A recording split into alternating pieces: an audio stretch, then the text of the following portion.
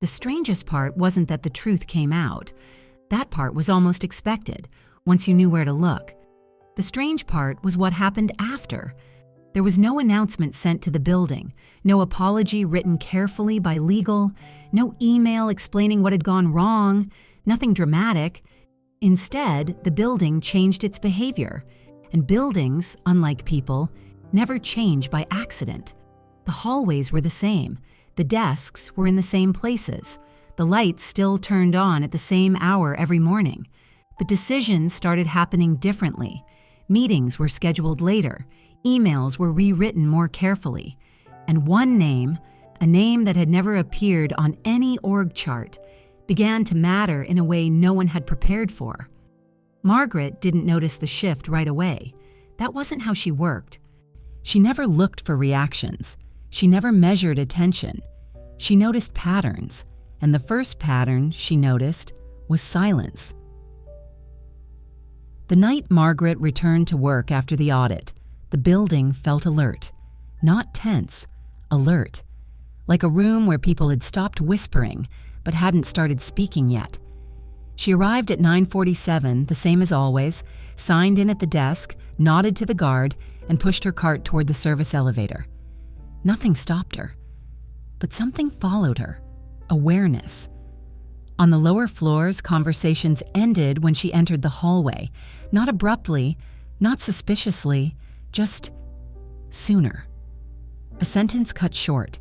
A laugh that didn't quite finish. Margaret didn't look up. She wiped the glass. She emptied the bins. She straightened the chairs.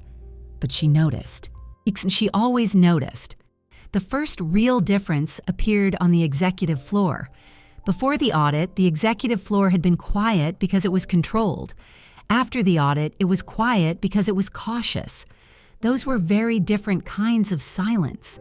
Margaret cleaned the conference rooms last, as she always had, moving slowly, deliberately, letting the room tell her what had happened there before she arrived. One room smelled faintly of citrus cleaner layered over something else. Paper, ink, the residue of preparation. She wiped the table and noticed the absence immediately. No folders left behind, no notes, no stray pages. Nothing was forgotten anymore. That told her more than any document ever could. People who believed nothing would be questioned were careless. People who expected questions became precise. Margaret finished her work and wrote nothing down. There was nothing to record. The next night, the building stayed brighter longer. Lights remained on in offices that usually went dark by midnight. Printers hummed well past closing hours. Shred bins filled faster than usual. Margaret passed one office where the door was open just enough to hear two voices. "We need to make sure the timeline matches," one said. "It does," the other replied. "We just need to be consistent." Margaret pushed her cart past the door. She didn't slow down. She didn't stop. She didn't need to. Consistency was a word she had learned to distrust. Consistency often meant agreement, and agreement often meant someone had decided what the truth was supposed to look like. The third night, someone waited for her. It wasn't obvious. They didn't stand in her way. They didn't call her name. They simply stood near the elevators as she finished cleaning a hallway. "Excuse me," the man said. Margaret turned. He wore a suit she had seen before but never paid attention to. That alone told her he was careful. People who expected to be remembered dressed differently. "Yes," she said. "You were working here the night of the audit request," he said, phrasing it as a statement. "Yes." "Do you remember which conference rooms were used that week?" Margaret didn't answer immediately, not because she didn't know, but because she was deciding what kind of question this really was. "I remember what I wrote down," she said finally. The man nodded. "That's fair," he said. He hesitated, then added, "If you notice anything unusual going forward, you can let facilities know, or me." Margaret studied his face. "Unusual how?" she asked. The man paused, then smiled just slightly. "Anything that doesn't fit," he said. Margaret nodded. He walked away. She returned to her cart and continued working. She didn't feel flattered. She didn't feel threatened. She felt confirmed. The building wasn't asking her to speak. It was asking her to keep watching. Over the next 2 weeks, Margaret was asked questions like that 3 more times, always carefully, always indirectly, never in writing. She answered the same way every time. Only facts, only what she could confirm.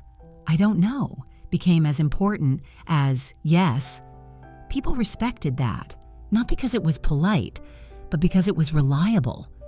One evening, Margaret noticed a meeting had been moved, not rescheduled, moved. Oh, the same meeting, the same attendees, but in a different room. She recognized the room immediately.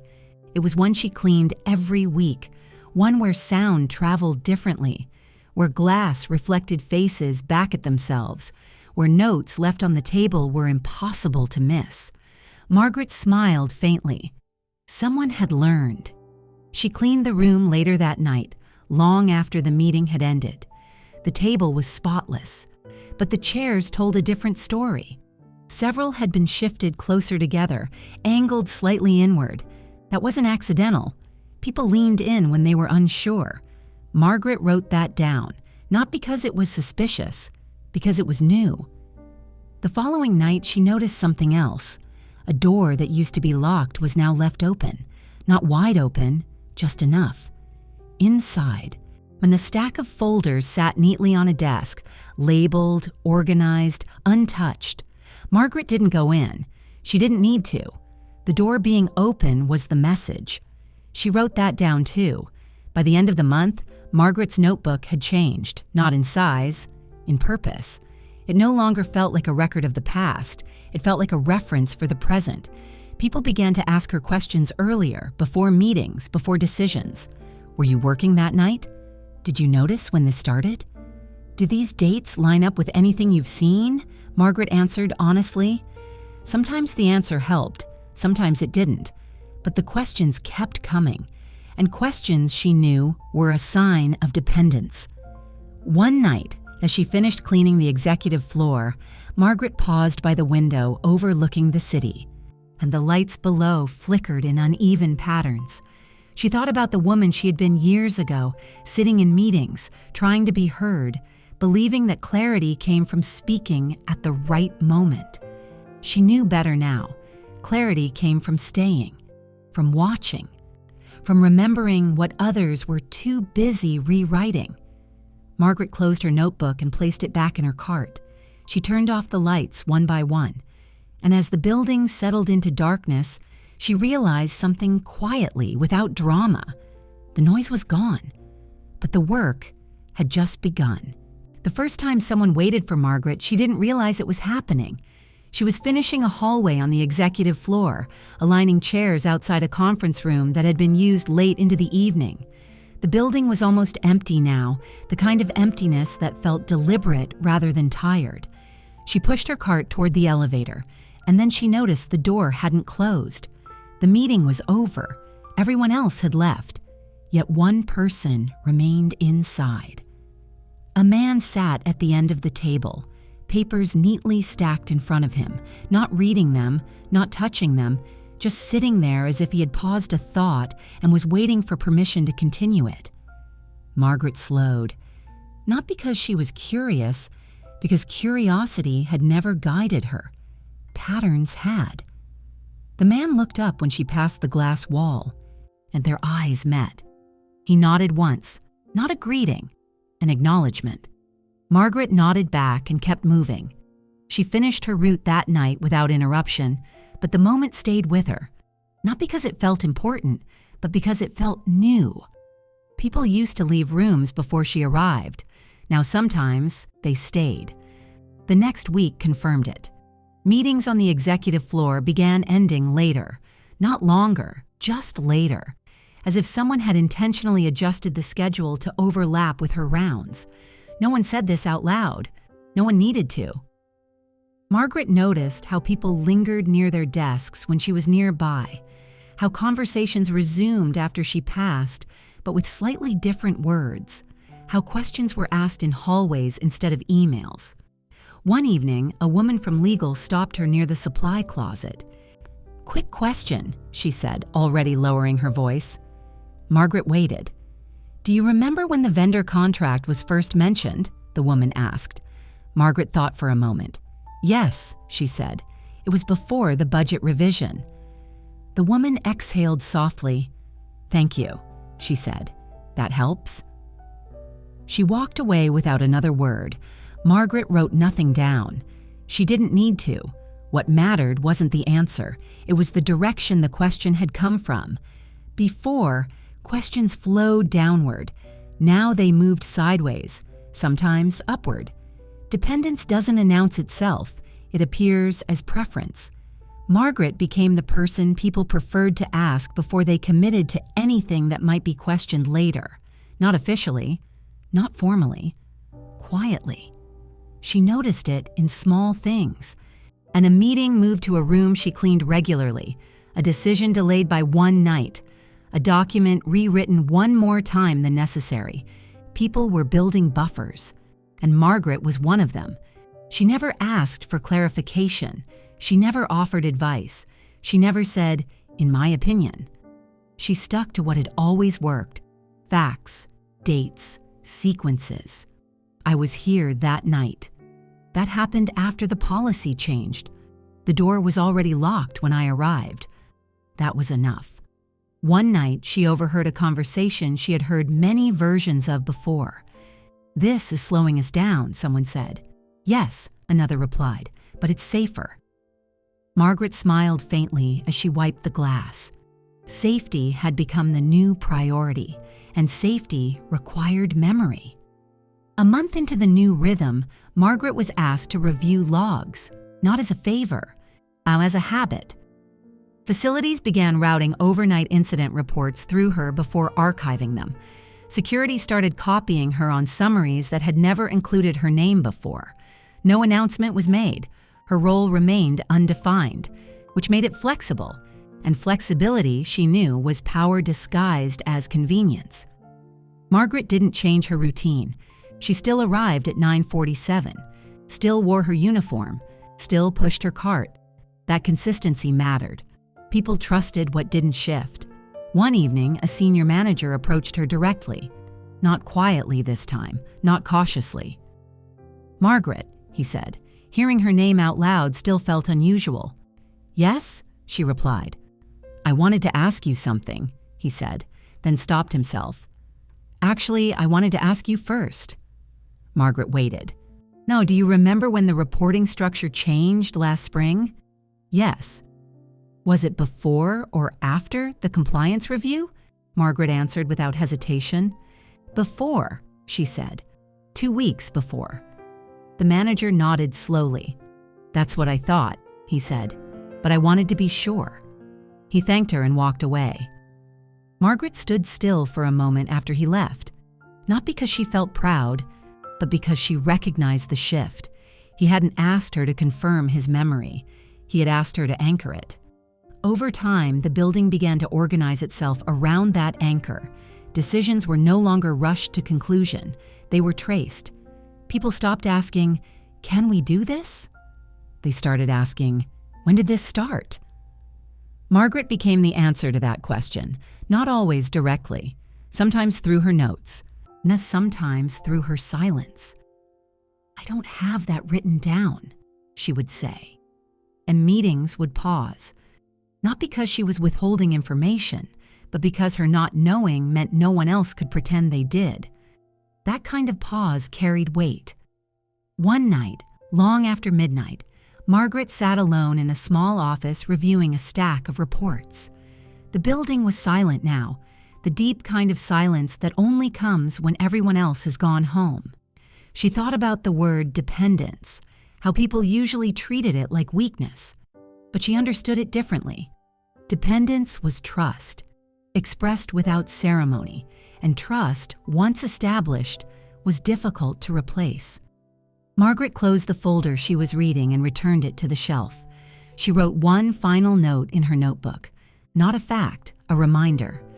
Stay consistent. She turned off the light and returned to her cart. As she pushed it down the hallway, she passed a conference room where a meeting was scheduled for the next morning. The chairs were already arranged. The table was empty, but one seat at the end had been left slightly apart. Margaret noticed. She always did. And for the first time, she understood exactly what that space meant. They weren't waiting for her to speak. They were waiting for her to be there. Margaret never received a new title. There was no announcement in the building, no updated org chart, no email welcoming her into a different role. And that, more than anything else, told her the truth.